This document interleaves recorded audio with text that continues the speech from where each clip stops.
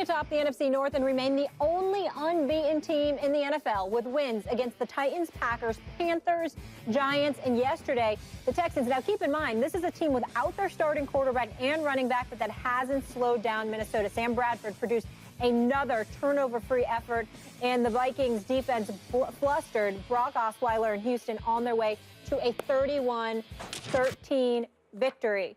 Stephen A., are the Vikes the best team in the National Football League? No, they are not.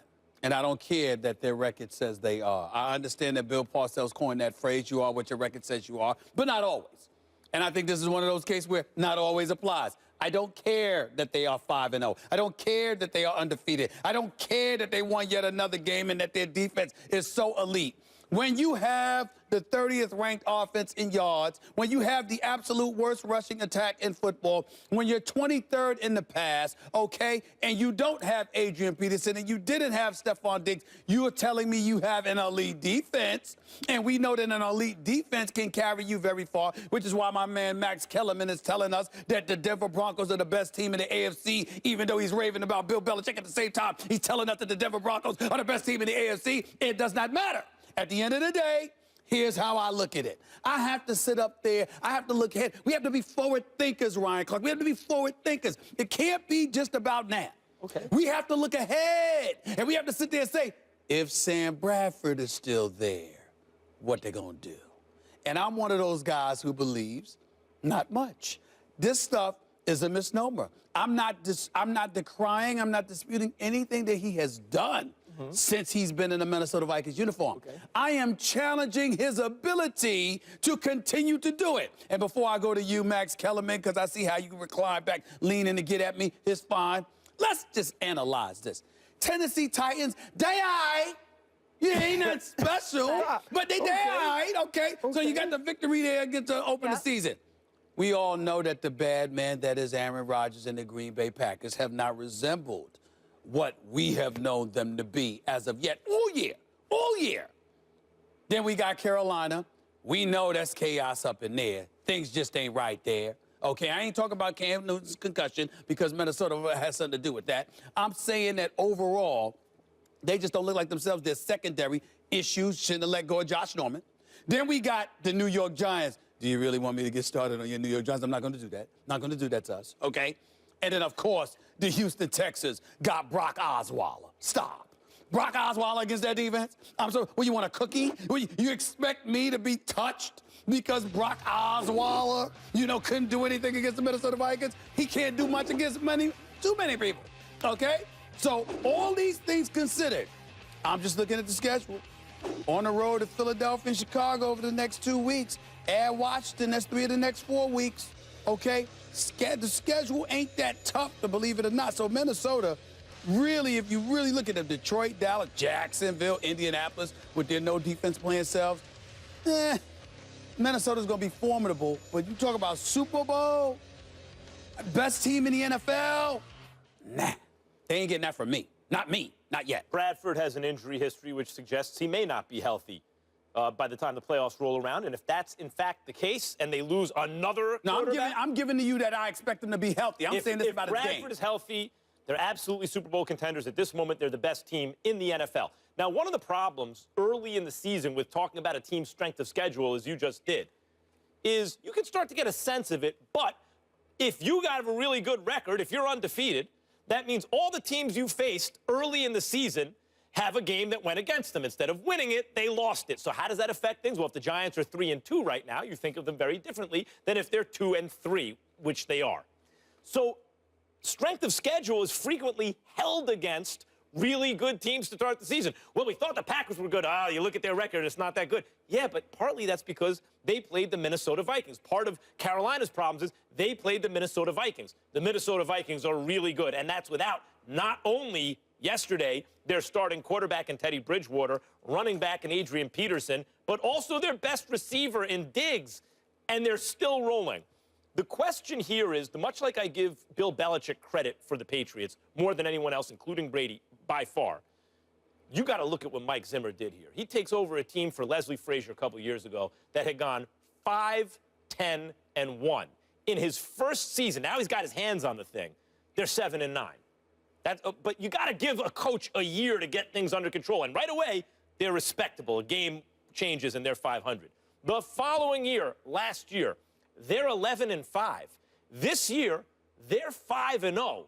That's not a mirage. That's a trend from a guy who's making a case that he's an elite head coach from a very bad team to a dominant team. Are you kidding me? In the last season and a third or whatever it's been, and a quarter, he's 16-5 and throttling teams, even when they're not high-scoring games, because the Minnesota offense is not explosive. I've seen elite defenses do this before. The other team never really has a chance. I've seen elite defenses do this before. Well, you know what, guys? This has been so much fun. I just love coming on this show. But only one of us, right, was actually on the cover of ESPN, the magazine. And why was I? Because we had one of the best defenses statistically in like the last, now, 35 years. And we were and a very handsome guy right in the front, kneeling in front of some very bad dudes. Probably with a bad tie on. This defense had on my jersey. Oh, okay. You don't know about those. There you go. This defense may be better than that one. And that offense wasn't great. We had a really, really good quarterback who's a future Hall of Famer. We had a punter who was punting the ball like 15 yards. I think it kept our yardage down. This Minnesota defense is that good. And I'm ashamed of you. As much as you come at me for stuff, I'm ashamed of you. I sit here and watch you defend Floyd Mayweather when people talk about the opponents he had wasn't good. You sound just like those people. Oh, all of a sudden, the Packers aren't good. All of a sudden, we know it's total chaos with the Panthers. Ooh, the Titans, they're terrible. Yeah, oh, my goodness, Brock Osweiler. Hey, listen, it doesn't matter who you put in front of people, right? Because just like whoever they put in front of Floyd, they're professional boxers. These are professional football players that get paid a lot of money. And what happens when they play the Minnesota? What happens when they play the Minnesota Vikings? Right. They look bad. DeAndre Hopkins, can he play? Big time. Can he play? Yeah. Will Fuller, people have been raving about what a great rookie he is. Halftime of the game, you're watching, they put them both up. Put up the stats. 0 catches, 0 yards, 0 touchdowns. Not because they can't play, but because the Minnesota Vikings are that good. We were wondering if Odell Beckham had a psychological problem after playing these guys. I mean, like, this is how good the defense is. They're that good. And when you're that good, and listen, Sam Bradford, and though the numbers don't wow you, but he's not turning it over, and he's making plays with a guy named Thielen, who's an undrafted free agent. But I'm making the contention that I don't believe that will last with Sam Bradford. I in no way question the greatness of the Minnesota Vikings defense. I'm saying I've seen great defenses before who have come up short because the offense couldn't close the deal for them. If you're going to tell me that a team is the best in the NFL, you have to show me that somebody can cover for them on one side of the ball, or the other side of the ball is so elite that it don't matter what anybody else does. Like, I'm looking at a Sam Bradford, and the key thing here is that he's not committing any turnovers. Do we anticipate that will continue? That's my issue. Now, if the guy was sitting up there and turning the football over, but somehow, some way, Minnesota was still winning, okay, then you would have me there, because I'm saying, damn, despite anything, this is what they're doing. But it can't be more perfect. This is an issue in terms of what's happening with their offense. You brought up boxing, you brought up Mayweather, and you're saying, talking about this is the issue in sports. And this happens when the Patriots play the greatest show on turf, and this happens when Evander Holyfield fights Mike Tyson. Great offense is easy for everyone to understand because the margin of victory against mediocrity is enormous, right? Mediocrity has nothing to stave off a great offense. They get crushed.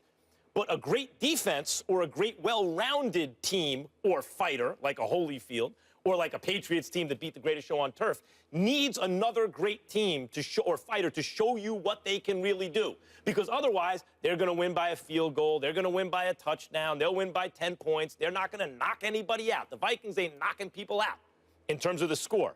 They're just winning. And we will see as time goes on this year, I anticipate no matter who they play, the Vikings will look very good. It doesn't mean they're going to go undefeated, right, but they will notch very high-quality wins before the end of this regular season. And if they are this team going into the playoffs, they can easily win a Super Bowl. At this moment, They're the best team in football. You also have to remember, Stephen A., you got to win 2 phases of the game. 2. There's offense, there's defense, there's special teams. This team is winning 2 of those every game. They're returning balls for touchdowns. They're creating turnovers, putting pressure. Offensively, you just have to hold the fort.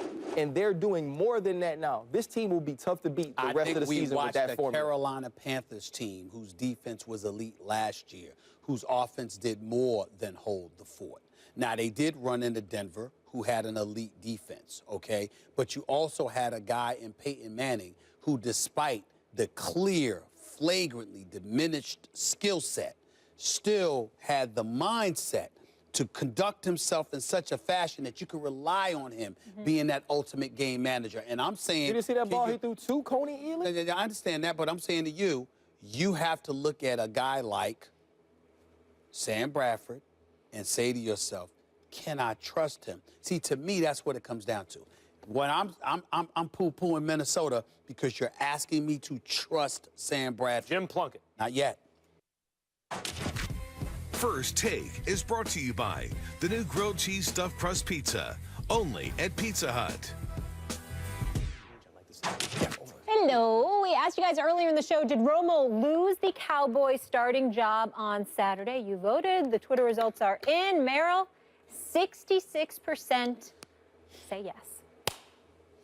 Well, I'd say 100% yes. The Cowboys keep playing like this.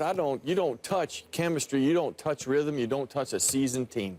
Hey, period. But there it is. Hey, I need you to look at him. Oh, I heard him. We're here for you. We're trying to be here for you. We're trying to be here for you, man. How do you lose the job on Sunday? If next Sunday against the Packers you lose... But the second you can't play, you've lost your job. Well, I mean, then you could say that for any injured quarterback. Well, then we're talking about this one. Well, this one, let me be very clear. You can't lose your job on a Sunday if the 2 of the next 3 Sundays, because they have a bye, actually determines the job. You lose the next 2 games, it goes right back to Romo, and he's not healthy right now. I figured it all out. You're lying. You're a Cowboys fan. Oh. You're a Tony Romo fan. Maybe not a Cowboy, but you're a Tony Romo fan. am not. You have deceived me. You are. You realize in the old Tony days, Romo. That's what you do. In the old you days, love Tony Romo. In the old days, we would have to fight a duel. And you'd lose. Because let me tell you We'd have something. to have a duel at 10 paces. Actually, with all the martial arts stuff you do, I don't know. Let me take that back there. But what I'm saying to you, Max Kellerman, is this. You are a Tony, because there's really no excuse for your position. There's no excuse. Tony Romo. Did you see Tony Romo yesterday?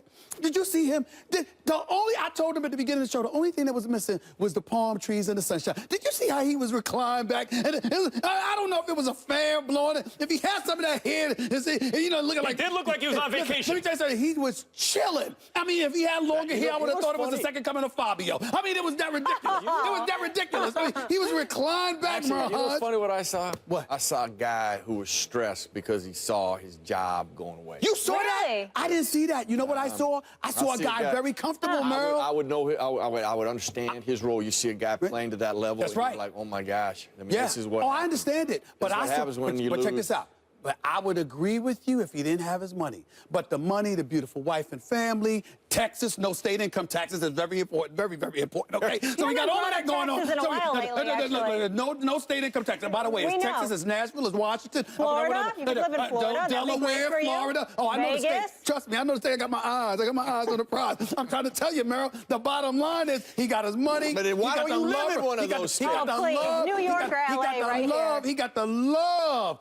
Jerry Jones, I mean, he's chilling. I disagree with you there, Merrill. Let me ask you something, Merrill. Let's say Dak has played very well. Everything's clicking. Let's say they lose at Green Bay, a distinct possibility, and then they lose to a pretty good Eagles team at home. They have a bye, then they lose to the Eagles team at home, and now Tony Romo is healthy. I mean, that's not a very unlikely scenario. That could easily happen. Yep. What happens? Does Romo get the job back? Once we get there, if that were to happen, then as a coach, I got to take the temperament of my team, the temperature of it, and I get a feel. Well, if that's the case, then he hasn't won the job on Sunday. I believe in you. Because Romo's not available right now. Don't you argue with him and you watch your tone talking to Merrill Hodge. You watch your tone. You watch your tone. We only win on Sunday to play the next Sunday. We take it one Sunday at a time. He has won the job. We move on with that. I only got one thing to say.